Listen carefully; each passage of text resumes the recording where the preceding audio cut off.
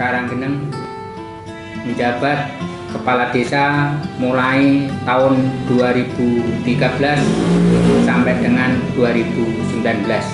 Visi Desa Karanggeneng di samping peningkatan kesejahteraan masyarakat juga meningkatkan taraf hidup, pemerataan pembangunan, juga pelayanan prima kepada masyarakat.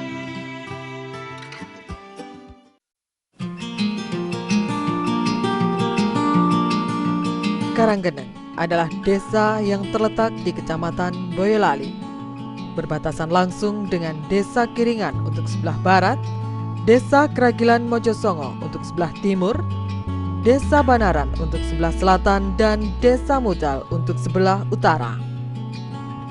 Desa Karanggeneng terdiri dari 14 RW, 63 RT, dan 3 Kadus. Dengan jumlah penduduk secara keseluruhan sebanyak 10.136 orang. Dari wilayah seluas 319.113,7 hektar, sebagian besar tanah di Desa Karanggeneng diantaranya terdiri dari area persawahan, lahan pekarangan, tegalan, dan kawasan industri. Maka, selain bergerak di bidang pertanian, sebagian warga Desa Karanggeneng juga bergerak di bidang UMKM, seperti kerajinan pembuatan genteng, batu bata, keripik usus, telur asin, pandai besi, serta sais dokar.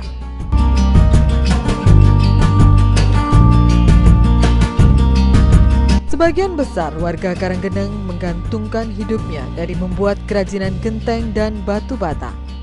Produk genteng dari Desa Karanggeneng ini patut diperhitungkan.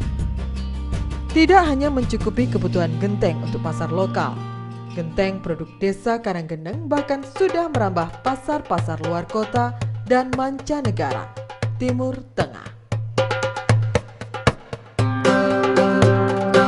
Selain genteng, juga terdapat kerajinan pembuatan batu bata.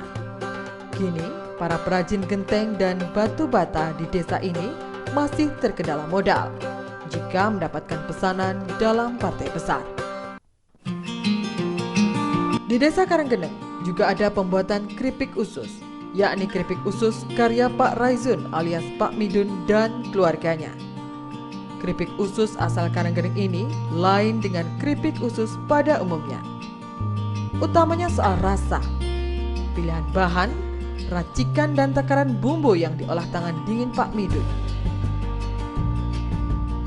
Tidaklah mengherankan jika makanan ini sudah merambah pasar di kota-kota besar di Indonesia.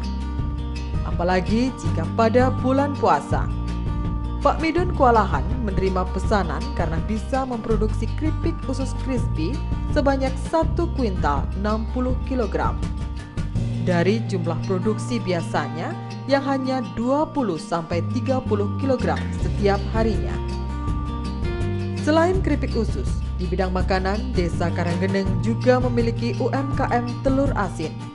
Produk telur asin dari keluarga Bu Wartini dan Bapak Prastyo ini juga sudah merambah pasar di luar pulau, bahkan mancanegara, yakni di Amerika Serikat. Permintaan pasar lokal terhadap produk telur asin terus meningkat. Seperti saat ini yang mencapai 500 butir telur asin untuk setiap harinya. Jumlah itu belumlah cukup bila untuk menuruti permintaan pasar pada hari-hari besar. Saat Lebaran, dia bisa mendapatkan pesanan dari pabrik hingga 3.000 butir telur asin. Jika Anda mengunjungi Desa Karanggeneng, Anda juga bakal menemukan dokar-dokar klasik yang mangkal di kawasan Pasar Sunggingan. Transportasi tradisional ini masih bertahan di tengah-tengah maraknya transportasi modern dan kendaraan pribadi.